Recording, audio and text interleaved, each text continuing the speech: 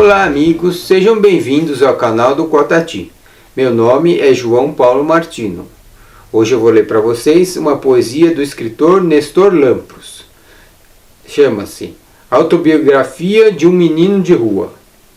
Prometo ser atento, simultâneo e contente, por viver ainda que por um tris ou segundos largos, num mundo acabado e eu estreito. Não entendo mudo, e me cuspiro no absurdo que levo nas palavras escuras e das palmas de minhas mãos tão claras.